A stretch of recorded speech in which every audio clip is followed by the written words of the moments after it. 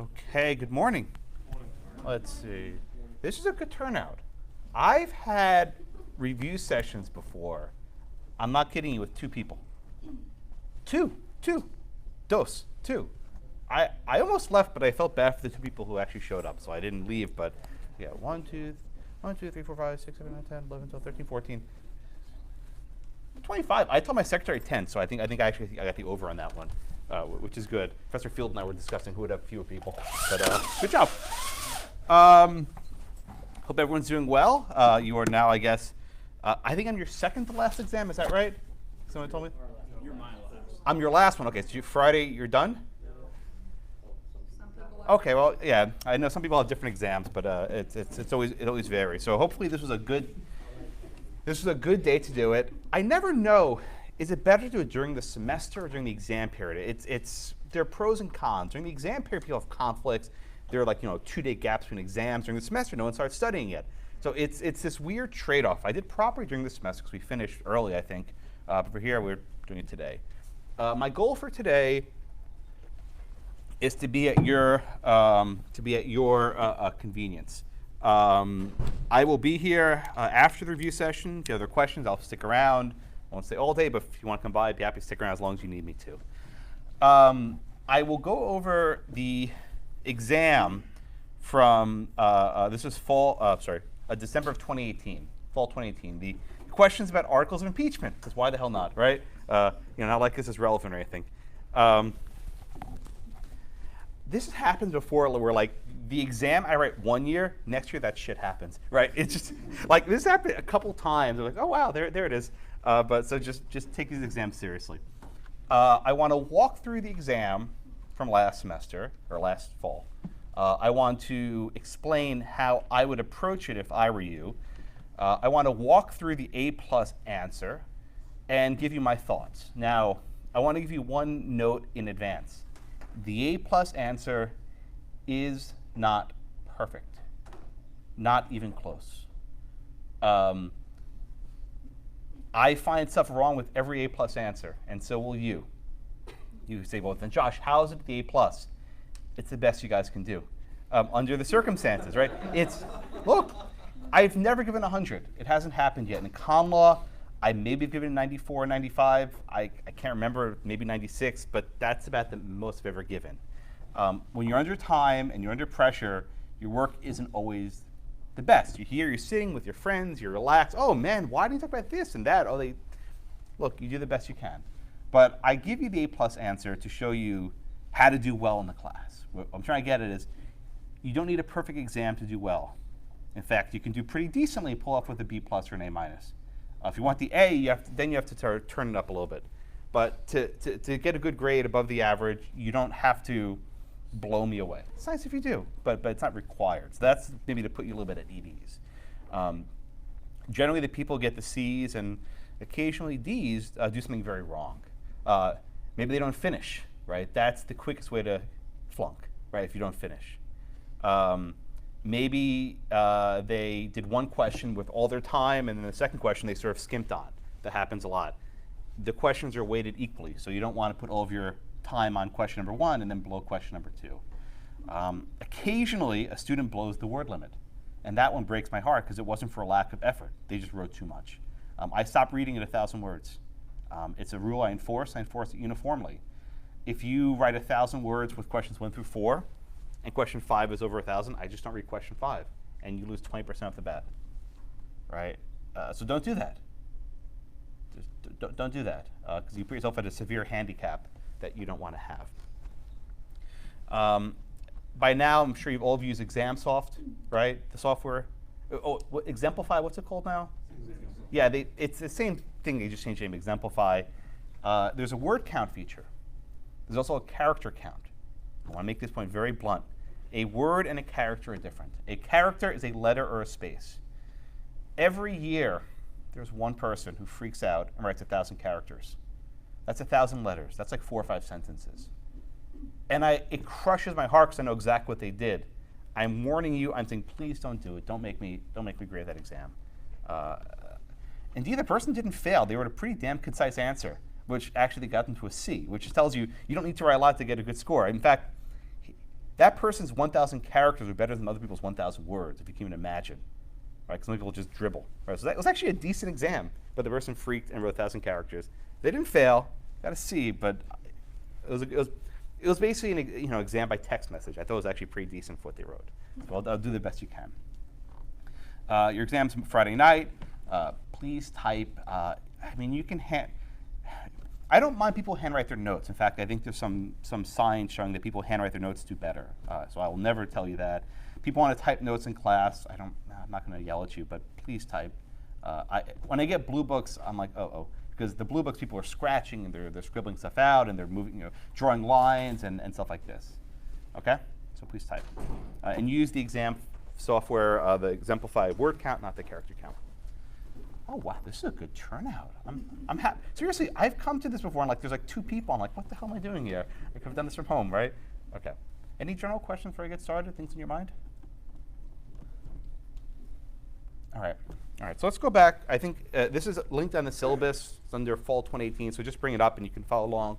If you don't want to follow along, I have it on the screen over here. My exams all look identical. They're the same format. If you look at some of the older ones, like 2014, they might be a little bit different, but I've more or less standardized in the last 4 or 5 years, whatever it's been. The cover sheet will always be the same. You'll have 2 questions, part 1 and part 2. Part 1's 50% and part 2's 50%. Please do not spend all of your time on part 1 and then leave part 2 shortchanged. I can tell students who do a very strong part 1 and then slack in part 2. I can tell just by how strong the answers are, and that breaks my heart. Keep it even, right? And that means, I mean this sincerely, 90 minutes. At the 90-minute mark, if you're still working on question number 1, stop and go to question 2. Because if you're struggling on question 1, you're going to struggle on question 2 also. So if you get to 90 minutes and you're not done yet, don't do 2 hour, 1 hour. Just do 90 minute. You'll thank me when you get to the end. It's like, oh man, I actually finished both questions. Because you don't know what question 2 is about until you get to it. Maybe the stuff on question 2 you know better. Like maybe you really know the Commerce Clause, but you don't really get equal protection. Maybe question 2 is Commerce Clause, right? Whatever it is. All right. So do part 1 first and do part 2 second, but do 90 minutes. Part 1 is always going to be the historical question, right? Where I situate you at some point in the past. And I've done this many ways, and students hate me for it every year, right? I can do it, during World War II, during World War I, during the Civil War. I think this question was right after the Civil War. I've done it during the Constitutional Convention. I've done it during the American Revolution, where the Constitution hadn't been ratified yet, right? The reason why I do that is to test if you understand how doctrines developed, right? How did we get from point A to point B? How did we do that, right? How did that happen? What that means is you are limited in your notes. I don't want you discussing stuff that happened afterwards. Use what we call a veil of ignorance. You remember that from undergrad, right? Just pretend we don't know what happens later. All we know is what happened at that point, right? And students are attempts like, well, the court will hold this in 30 years. No, please don't do that. That's not what I'm looking for, right? What that means is as we go further back in time, there are less authorities you can use, right? And that's what I'm testing on. Can you actually reason from first principles and approach this without the benefit of knowledge of the future? Okay?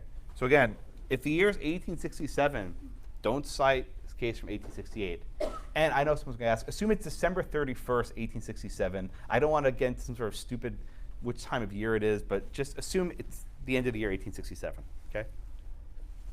All right. The first thing you should do, as always, is read the damn instructions. Right? Read the instructions, please. I give you hints in the instructions, right? I let you know things that you should probably know, and this tells you where to focus. Okay. So just the format is you have instructions, and then here's some stuff, and then at the end you have, you have 5 questions, right? Here I call them articles, but they're basically the questions. Each question is standalone. Each question is worth 10 points, right? I grade each scale. So each question a 1 to 10 scale. Josh, what's a 1? What's a 10? I don't give many 10s, which is why I don't ever give many hundreds. Very rarely does someone get a 10. But what I look for in a 10 is you've identified almost all of the related sources of authority, right? Let's say I think there are 5 or 6 cases that might be relevant. You fit like 4 or 5 of them. It's rare anyone gets all of them, right? I always think of more things that you don't, and that's just part of the game. But if you're getting like 80 or 90% of the things I'm looking for, and you actually get them and figure out how the facts here are similar or different, you're getting a 10. Let's say you get like maybe half of the things I'm looking for, maybe 3 or 4 of the authorities, you'll get a 9, maybe an 8, right? And if you get maybe 1 or 2, you'll get a 6 or a 7, right? So even just spotting a single issue that I'm looking for gets you to 6 or 7 points, right? Let's say you identify none of them and you just write garbage. Okay, maybe you get 4 or 5, maybe less, right? That's the way I try to explain it, and it's not rigid, right? Where there are going to be some questions where there might be there's a yes or no answer, and then look more to the depth of your analysis. But generally, I have a couple things in mind, right? I have a few things I'm thinking about. And how many of those things you also recognize that you spot? That's what issue spotting means. How many of those issues you're spotting? That will inform, I think, how I approach the grading. And just so you know, let me tell you how I grade. I don't grade a paper straight through, 1, 2, 3, 4, 5. I used to do it by stops, and I'll explain why. There's something, hello, come on in. There's something called, I'm not taking attendance today, don't worry. There's something, it's okay. There's something called an anchoring heuristic. You know what this is?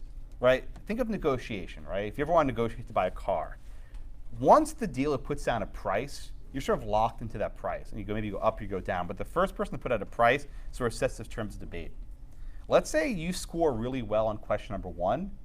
I automatically assume, wow, this person will probably do well on question number 2. And you sort of anchor yourself, right? So when you do question 1 well, question 2 score is artificially inflated, right? And I recognized this when I was grading, and it's unfortunate because maybe you did question 1 poorly, we did question 2 very well. But in your brain, you just presume continuity. So the way I grade it is I grade everyone's question number 1 first. And then I grade everyone's question number 2 first, straight down the list. And I actually randomize it. I start at a different point, so I don't even know who I mean, it's blind graded. But when I grade question number 2, I have no idea what you put on question number 1. I actually black it out. As a column in my spreadsheet, I black it out. I don't even see it. That way, I don't anchor your score for question 2 based on what you did in question number 1. So I grade each question separately. Now, I think there are lots of advantages, but there's one huge disadvantage for you. What often happens is students will refer back to their previous answer. I can't give you credit for that, right? Don't say, as I discussed in question number 1, no, that's wrong. Let me tell you why.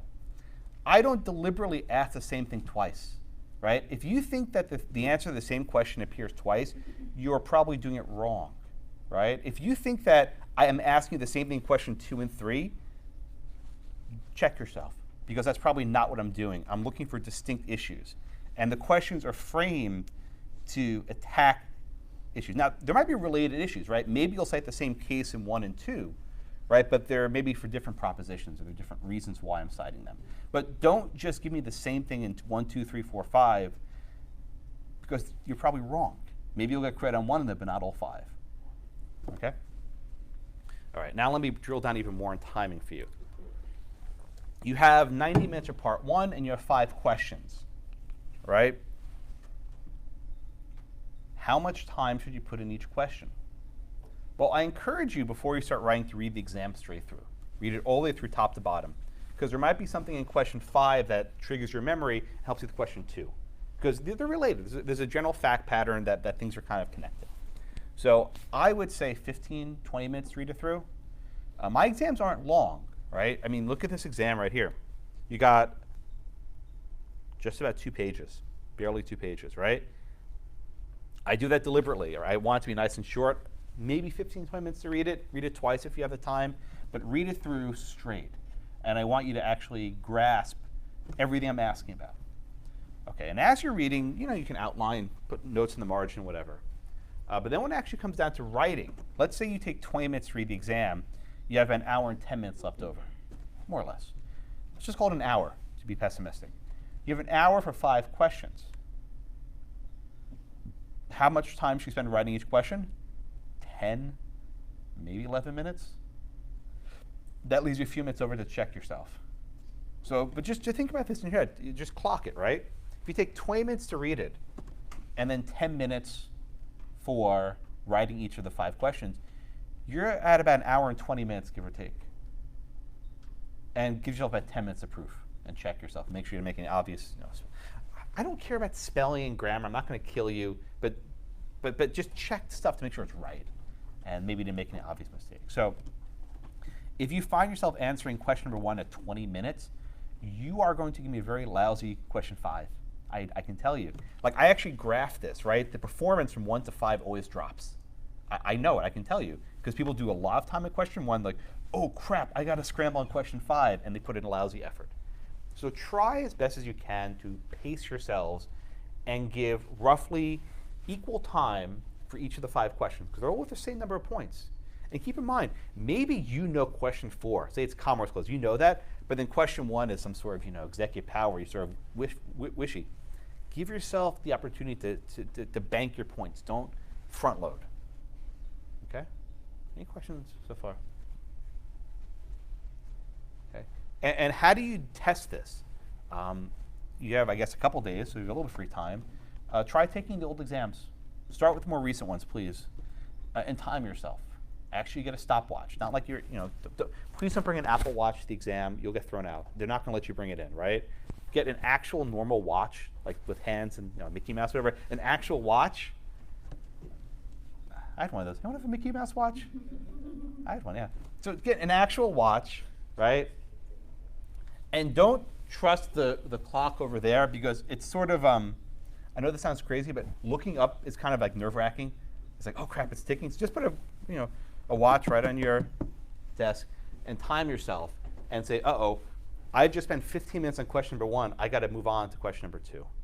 And you'll get a sense. Now, that's timing. Now, what about word count? You have 1,000 words. You have 5 questions. Math says about 200 words per question.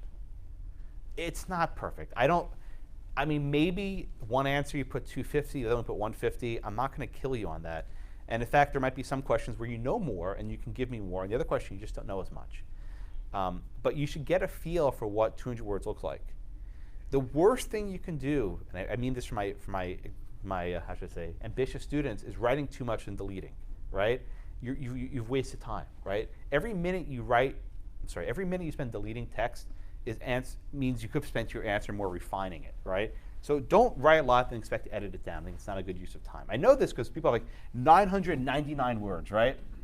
That means they wrote a lot more and they got it down to 999. It happens. I know. I can tell. See, exactly 999. You're very smart. No one writes that much on the first draft. It's impossible. So try to get a flavor of what 200 words feels like. What is that? Most people, 7 or 8 sentences, give or take. If you can write 7 or 8 sentences, I think you're in a good shape. Okay? And look at the A+ answers. Now, just one note on the A+ answers. I call these hybrid. Now, why do I say hybrid? This was not from a single student's paper. Why? Because no one gets 100. So what I try to do is take as many 9s and 10s as I can. Oh, Joey got a 10 in this question, Sally got a 10, and Billy got a 10 in this one, right? And I merge them all together, right? The upshot of that is the word count's all off, because maybe the one I chose was the longest answer they have. So this will be more than 1,000. And I know people get mad at me, but I'd rather you have more accurate answers than space mapping answers. Okay? And I've not even looked at the question yet, but this is all just stuff you should think about when you approach how to answer them. Everyone with me so far? Any questions? Yes, sir. Go ahead. Please. More of like procedural. Please. If we put question number 1, does that need to be included in the word count? It is, and you don't need to do it.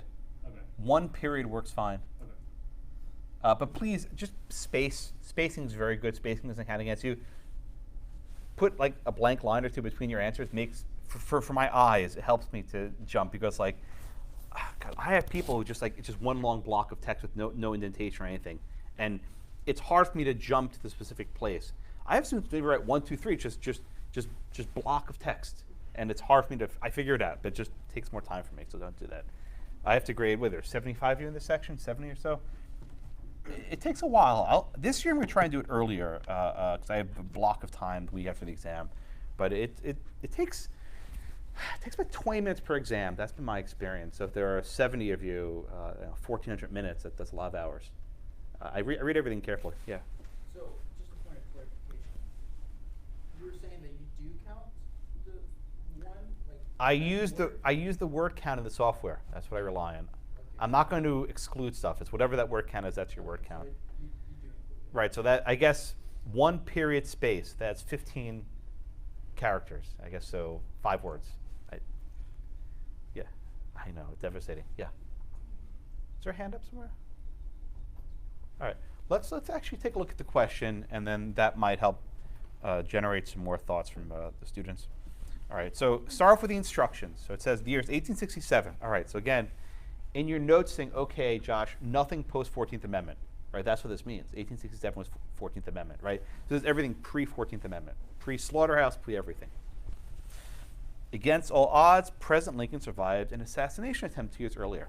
This was actually a book I read. I don't think I mentioned it this semester, but I talked about it last year. The book's called The Assassination of Abraham Lincoln. It's historical fiction, right? It's not true, but it imagines what would have happened if Lincoln survived the assassination attempt. And the premise of the book is that he was impeached because the radical Republicans were not happy with how he was handling Reconstruction. Right? So in other words, everything that happened against Johnson basically happened against Lincoln. But they also impeached him on stuff that happened during the Civil War, which we'll talk about. Okay, so he survived the assassination. His popularity plummeted. Members of Lincoln's own party turned against him for failing to aggressively promote Reconstruction in the South.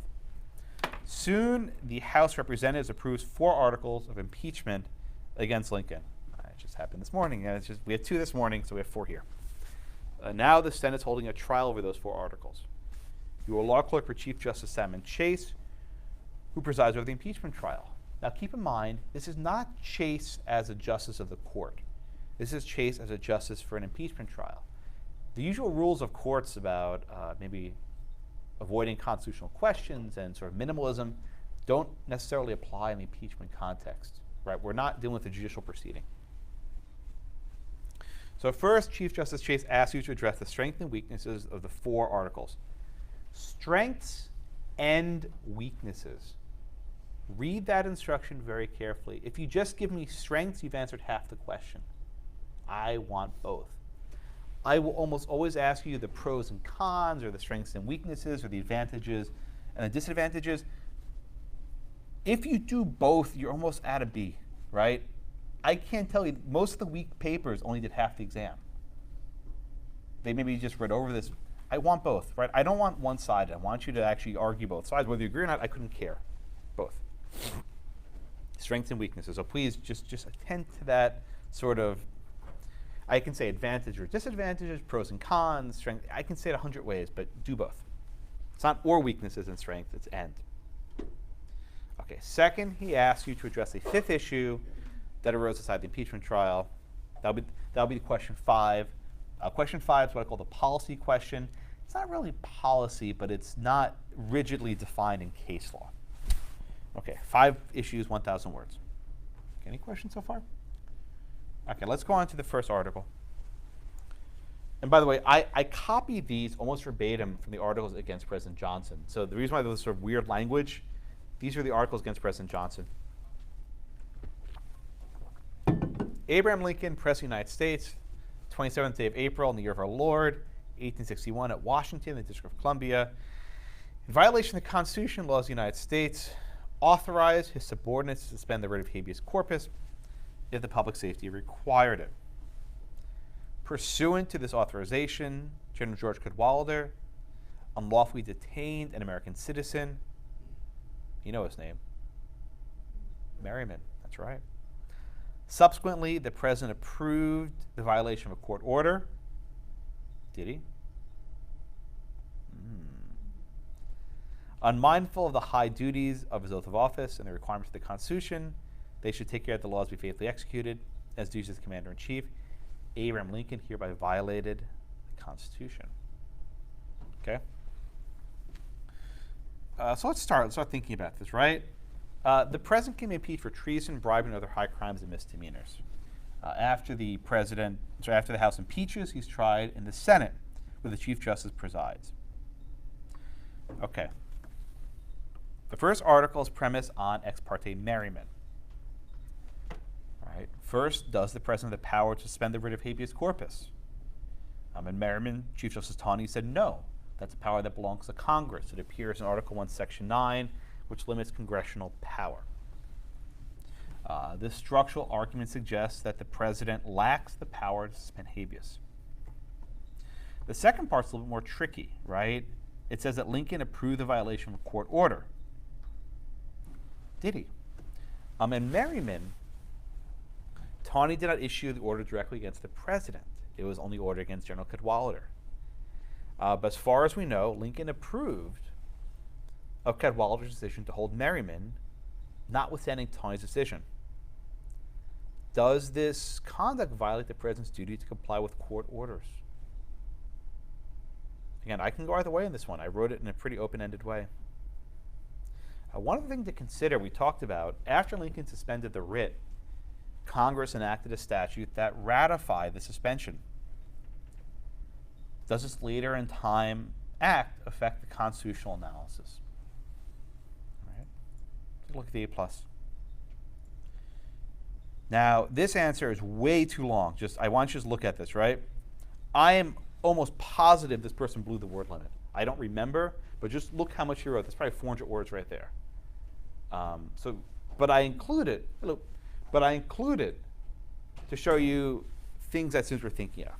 So I like what he did, or she, he or she, I actually don't know. But I like what the student did. They put strengths and weaknesses separately, right, to make sure you address both of them. And they said one of the strengths of this article charging the president is the Supreme Court precedent, the end of authority, ex parte merriment. Article 1, Section 9 means that the power belongs to Congress. Explained in Federalist 47 and 51. A lot of students cite Federalist papers I never discussed in class. They think I really like it. Look, I'm not going to beat you for citing the Federalist, but if I didn't teach you something, that's probably not the right answer I'm looking for. So you can ingratiate yourself all you want. I don't think it really helps you, but students always do it. They think I'm going, oh my God, Blackman's one of the Federalists. We've talked about a couple of them. You can talk about those if you want, but don't just throw them in there randomly. People do it every year. I'm not going to penalize you for it, but that's, I'm not looking for that. But I'm always happy for you to quote Madison. I will never be mad at you. Okay. Ambition to counteract ambition. Federal, okay. The weakness of this argument, the president exercises inherent right to make critical decisions. Hamilton, Federal 70, that one we did discuss. You want a unitary executive with vigor and responsibility, preserve, protect the Constitution. Very good. Now, again, this A+ answer didn't even mention the second half of the issue, which is, did violating the court order, right? Did he actually violate it? A very good answer, only looked at half the question. I'm trying to tell you, most people don't answer the damn question, right? I would like to see him say he didn't violate the court order, or maybe he did, but he didn't even address that. People get so carried away, so that's why I want you to read the question at least twice if you can, to make sure you're addressing. There are two issues in this article. There was the suspension of the writ and also the court order issue. So for a question like this where you want strengths and weaknesses and there are 3 issues in it, would your ideal answer only have one sentence concerning each issue? I think you could do it, yeah. I think you can do it. Yeah. Yeah. Yeah, I mean, I'll answer your question differently. The student didn't address the issues raised in the article. There were 2 issues. One was the suspension, the second was the court order. This is only a half, as long as it is, with those glorious citations to the Federalists that aren't really relevant, right? He didn't answer what was actually in the question. So read the question carefully. That's another hand.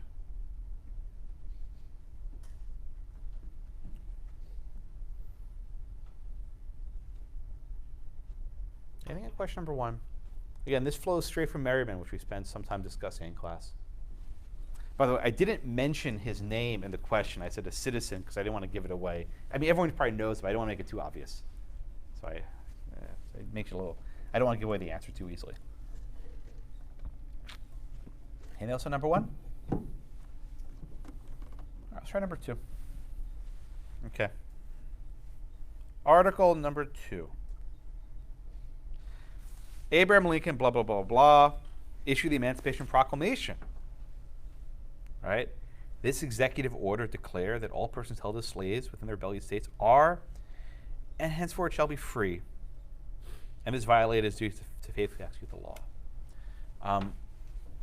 We talked about the Emancipation Proclamation in class at some length, and there was a prominent debate, among others, Benjamin Robbins Curtis, who, Robbins Curtis was an interesting guy. I mean, he resigned from the court after dissenting in Dred Scott. He opposed the Emancipation Proclamation on constitutional grounds, and then he defended Andrew Johnson in the impeachment trial. So he was like all over the place. He was a very, we use the word heterodox today. He didn't fit a mold. But we have these arguments about whether the Emancipation Proclamation was constitutional. Did Lincoln have the power, under the war powers, to effectively seize and then liberate the slaves, right? This issue was raised. Did it violate due process of law? Did it violate the takings clause? A lot of the slaveholders actually sought compensation for the Emancipation Proclamation. Keep in mind the 13th Amendment was subsequently ratified, but it didn't exist at the time of the Emancipation Proclamation, right? Did Lincoln have the statutory authorization? There was no declaration of war. Congress hadn't done anything to authorize it.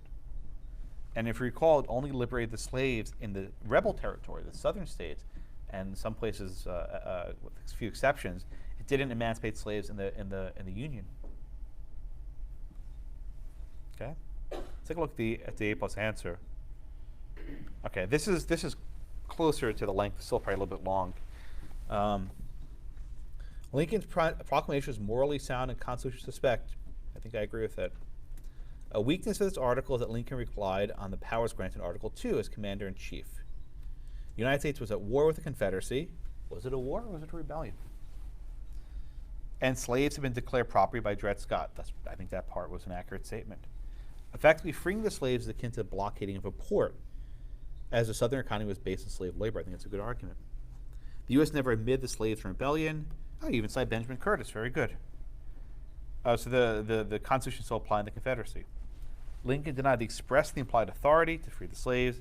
That's why the 13th Amendment was ratified a couple years ago. Good. If the Emancipation Proclamation was constitutional, the 13th Amendment could have been affected by presidential proclamation. It's a good argument. Lincoln violated the Constitution. I think it's a solid answer. That was almost certainly a 10. And that, just do a word count, just for my own curiosity. I think this, if I had to guess, 250. Let's see.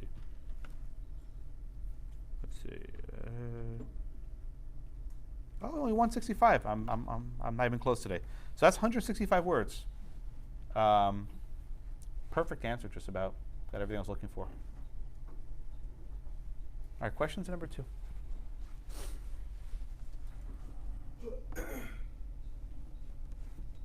Yeah. If we analogize, say Lincoln's soldiers, or the Union soldiers, would seize a plantation to Yeah. use as defensive position in the course of war. There's no way that you could argue that that would be a Fifth Amendment takings improperly so, because it's a time of war and it's belligerent property. Similarly, the South's economic base relied upon the slaves. Why isn't the, I don't know, sort of total war reasoning appropriate? I think that's the correct answer. Generally, when you have a military action and the military seizes property needed to effectuate the war, they seize a railroad, for example, or they seize let's say there's a depot of artillery, right? I'm not sure that Lincoln's seizing of the slaves fits within that. I think it's a little more tangential that they were necessary for the economy. What I can say is that when the 14th Amendment was actually ratified in 1868, if you actually look at Section 2 of Section 4 of the 14th Amendment, it basically says the United States will not owe any debt for emancipation of slaves. So that was added to the 14th Amendment, which reflects, I think, a concern that maybe courts would hold that compensation was required. Yeah, but that would be a worthwhile point to discuss. Anything else, number 2?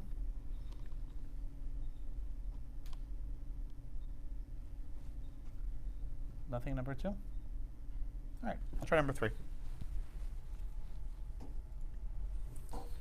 Article number 3.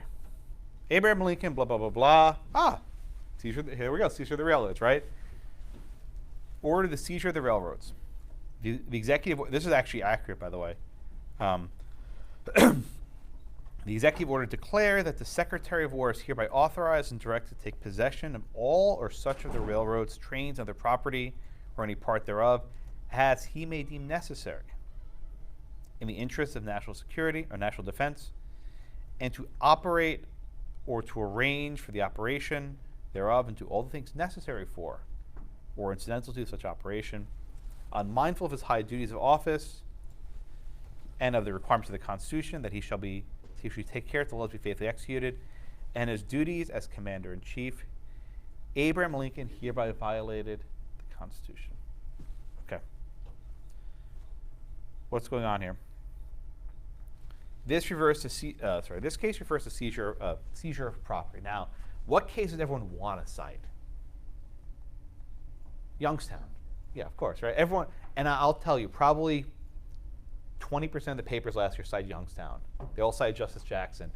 And I'm like, no, hasn't happened yet. You can't do that, can't do that. No. So, but you want to cite Youngstown. But let me tell you something. If you read Youngstown, and you read Justice Frankfurter's concurrence, he talks about Lincoln's seizure of the railroads. Go to page 550 of your books, it's there. I will occasionally do this, and students hate when I do this, right? Where there's a later in time case that discusses something that happened earlier in time. That's fair game, right? For example, Morrison against Olson, the removal case, talked about Myers and Humphrey's executor, right? I didn't assign those cases by themselves. I assigned Morrison, which discusses them. You are on notice that those cases exist, and you're on notice about writing about them. Or let's say about McCulloch v. Maryland, right? It happened in 1820, 30 something, right? But that case referred to debates between between Madison, Jefferson, and Hamilton. Those are fair game. So you have to be on the lookout when I do this, right? And there's no way of anticipating this. You have to just know the case as well, right? You can't fake this one. There's no way to fake it. This tests how closely did you read Youngstown. Right? And if you didn't, then you don't know it. I mean, there's no way to cram this in at this point. It's how well, and I didn't mention it in class either, right? I can't, there's not enough time. But it's how closely did you read this case? So both Frankfurter's concurrence at 550 and Vincent's dissent at 563 talk about the seizure of the railroads. And you can pull these pages up, right? And Frankfurter basically suggested, right, that Lincoln needed to do this. Why? Because armed hostilities had interrupted the movement of troops to the capital. And then Congress ratified the order. So maybe, to your question a minute ago, the seizure of the railroads was justified in a way that the seizure of the slaves was not. You needed these to actually move troops, right? And then Chief Justice Vincent wrote about the dissent at length. I think he had like almost 2 paragraphs about it, where he discussed naval blockades. And he also discussed the need to seize telegraph lines, right, as a means of communication during this time of war. All right, but let's say you forgot all that stuff, and most people did. I think maybe 1 or 0 students remember this. I can't remember. I don't remember, actually. You still have the questions about seizing property, right? Who has the power to seize property? The executive branch or the legislative branch? Right? Well, one argument you can rely on is one of compensation, right? Who has the power to pay compensation? It's the Congress. The president can't withdraw money from the Treasury. I think that's a very good argument to support the idea that Lincoln could not issue this order. Is there statutory authority, right? Had Congress enacted any sort of declaration of war or a statute? And the answer is no. This was based on an executive order based solely on the war powers. right? Does the commander-in-chief power allow the president to seize the rails as a wartime measure? We can discuss that. Was compensation provided? I don't think it was to the railroad owners. Okay. Let's take a look at the A+ answer on number 3.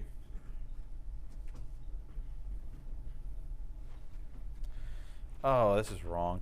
I don't know why this person cited the Commerce Clause. I really want to edit their answers, but I resist the urge because I know they'll create more problems, but that's just wrong.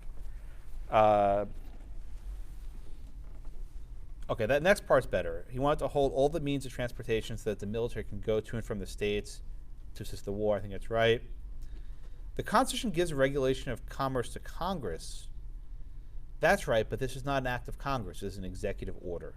So I'm not sure why that's relevant. Gibbons v. Ogden's not relevant. But then he gets on to Barron v. Baltimore. This last part I think was correct. The Fifth Amendment, taking property for compensation. Here the president took property with that compensation. On the other hand, the Commander-in-Chief Clause. Okay, it's not clear. So again, this is a pretty lousy answer. But I think most of the answers to this one were not very good.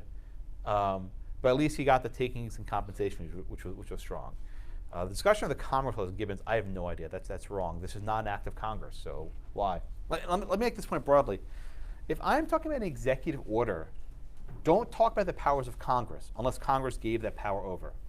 Similarly, resist the urge to apply the Jackson framework to everything. Right? The Jackson framework applies when we're asking one specific question. Does the president have the power to do X? Right? Does he have his own power? Does he have power from Congress? What does the president have power to do? If you're merely asking, is this statute constitutional? Youngstown's irrelevant. Please don't just cite Jackson automatically. I won't give you credit for it. Students have this like, well, the president and Congress are on the same page. This is awesome. No, you only apply that for narrow questions of executive power.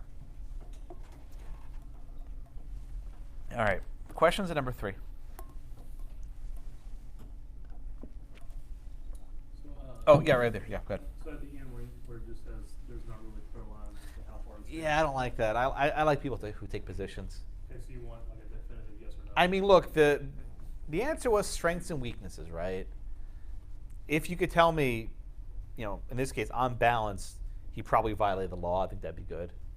Versus, I don't know, we'll see, right? If the question's, if the question says, is this unconstitutional, yes or no, I'd like an answer. Versus, are there strengths and weaknesses? I like people say that that this position is strong and that there's a stronger answer. But you don't have to. But this sort of wishy-washy end, I was like, I don't know, whatever. It just lacks the sort of completion that you follow through to the end. Okay, make sense? Anything on number 3? Good. All right, let's go on to number 4. You guys cold? We're wearing like jackets and sweaters. It's cold? Not really cold, but it's rainy. Yeah. I made you come here on a cold, rainy day. I'm sorry. All right, let's go on. I'm almost done. You'll be out of here soon. Number 4. Okay. All right, number 4. Oh, no, that's the A+ answer. I'm sorry. Article 4, there we go. Abraham Lincoln, blah, blah, blah, commanded a war against the Confederate States of America. Congress never issued a declaration of war against the Confederate States of America, and this violated his duty to faithfully execute the law. Well, this is a question we discussed, right? According to President Lincoln, the United States did not fight a war against the Confederate States of America. Lincoln never even acknowledged such a nation exists. He said that the southern states were in a state of rebellion. Therefore, under the commander-in-chief powers, Lincoln asserted that he had the authority to put down the insurrection. However, in doing so, he spent money and other resources without congressional authorization. Does this action run afoul of the Constitution?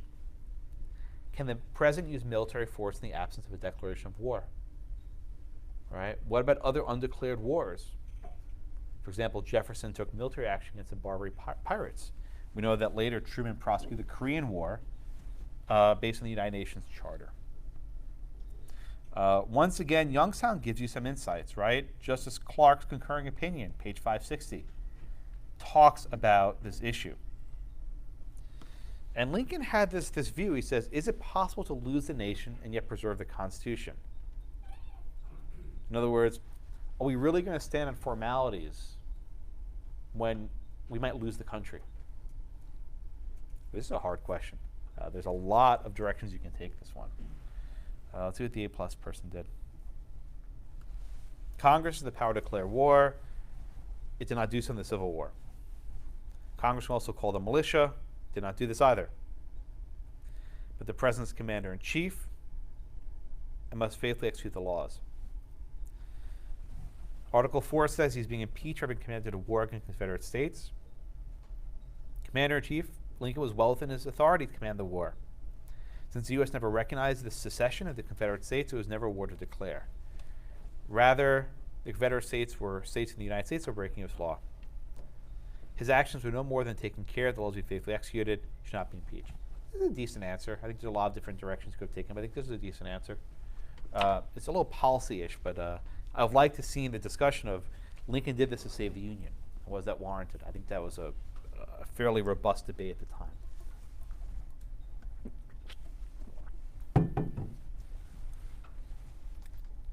All right, questions number 4.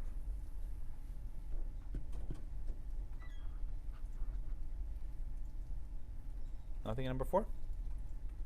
All right, moving along, number 5. All right. Oh, yeah, this one's a little messed up. So after the conclusion of the trial, the Senate votes to convict Lincoln on all 4 articles of impeachment. Again, a conviction requires 2/3 vote. Just you'll need to know that soon, I suppose. I am so glad I don't have to teach ConLaw in the spring.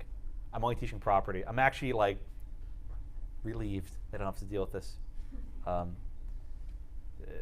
Teaching ConLaw as a current events class is a disaster. There's so much stuff to learn, and we don't know in the moment what's important enough to teach that will be important in years. Everything is so fluid. So I'm actually grateful I'm only teaching property in the spring. After the conclusion of the trial, the Senate votes to convict President Lincoln on all 4 articles of impeachment. He's removed from office. However, Lincoln maintains his innocence. You can't see that happening, right? And argues that he did not violate the Constitution. Now it gets messy. The Secretary of the Treasury suspends payment of the president's compensation. As you know, under the Constitution, the compensation's fixed, right? The president's compensation can't be adjusted. In response, Lincoln sues the Secretary of the Treasury for his salary in the Court of Claims, which is a court you go to if you have a dispute with the government. The Court of Claims dismisses Lincoln's suit because Lincoln's no longer president. Lincoln disagrees. He says, yes, I am the president. And it appeals that judgment to the Supreme Court. Chief Justice Chase confides in you that he did not think Lincoln violated the Constitution, and the Senate got it wrong. He is on the fence about whether he should write an opinion that Lincoln remains the president. You can see what keeps me up at night. When you look at my exam, it's like, what is really bothering Josh? And you'll just know. It's like, oh man, this is what Josh is worried about. Like usually these exams are my worst nightmares come true. Then it's like, okay, just vomit it on the page. We'll see what you guys do with it. You'll see. This always happens, right? The Chief Justice asks you to read the pros and cons, both, of such a decision.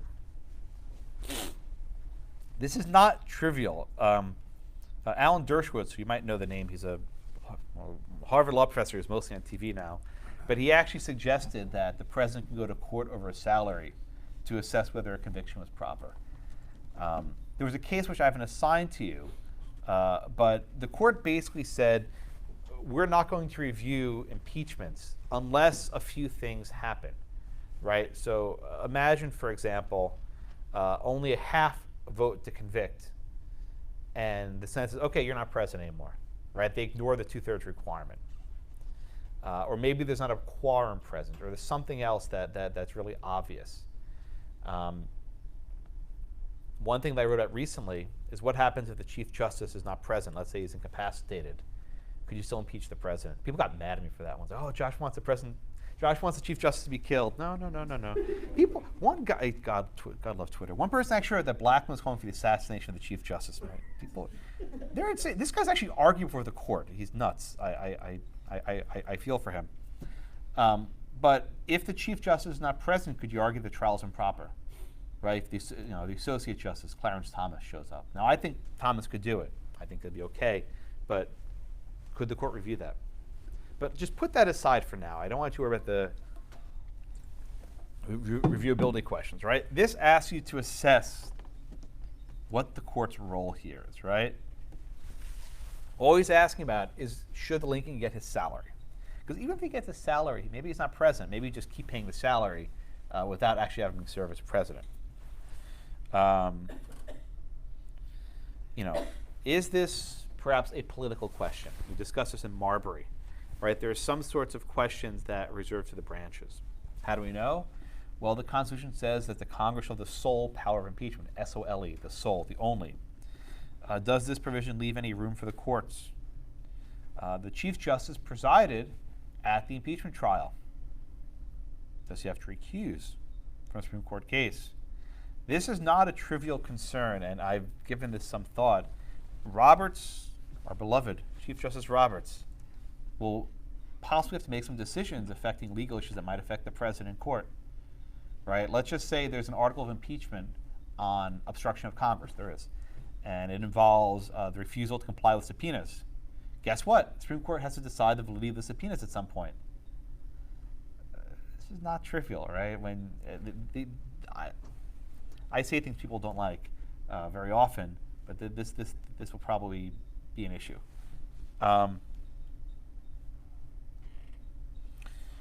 What happens if the Senate removes a president based on a clearly erroneous reading of the Constitution? Let's say the Senate convicts the president because they don't like his tweets, right? They say that his tweets are too offensive. Now, that's protected speech by the First Amendment. Can they throw the president out for protected speech? This is a hard question. I don't have an answer that I like, but this one I think is we can start with. Lincoln maintains his innocence. Okay, let's go to the question number 5. Okay. So this person figured out that the House has a sole power of impeachment. They put sole in all caps. Sole power to try the impeachments. Chase's role is only about the trial. Lincoln in D.C. Okay, the stuff in diversity jurisdiction is kind of stupid. I mean, I guess it was creative, but that was not what I was looking for. There would be. It's not diversity jurisdiction. You're suing the government for a claim, and I don't know what that is. The articles of impeachment of Lincoln are dubious at best. Nonetheless, the U.S. won the war, and these constitutionally dubious actions likely save the Union. Time and again, Congress should have stepped in and firmly declared where the hard line of constitutionality lay. Rather, each set back and let Lincoln, a heroic man of action, who's a Lincoln fan here, take their shame on Congress. May God help Lincoln. Again, this was the A+. I think it's pretty lousy. But again, this was the best one you had. So you're laughing and dunking on it, but do better, right? Do better in your time. I mean that sincerely. Do better, and you'll get the A.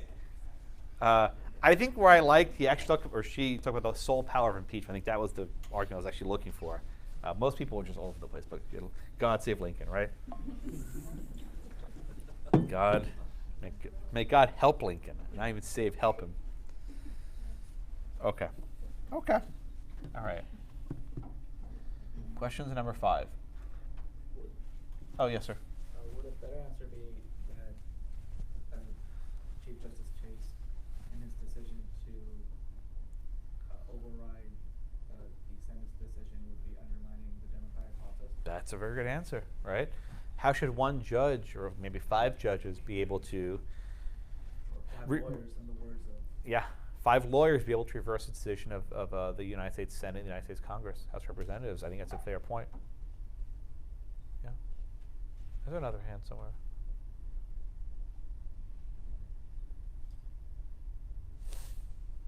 Questions at number 5.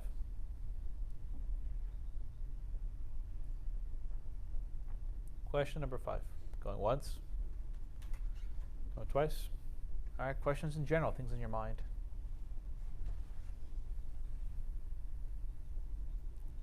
Questions? Oh, I'm sorry, Talia. So Yeah. for the first four, you were expecting them to do it like the first one with the strengths and weaknesses? You don't have to bullet it out like that, but that makes it easier for me to read. But I want you at least to address both of them. I won't tell you you have to do it this exact way, but the stronger answers did both strengths and weaknesses for each of them.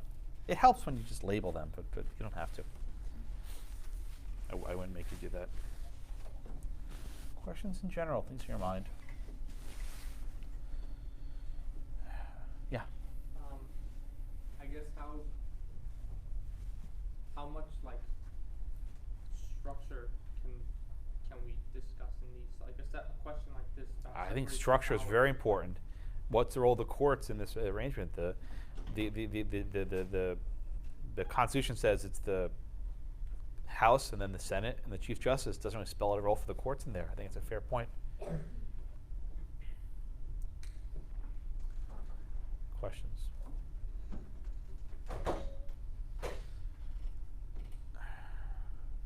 Going once? Going twice?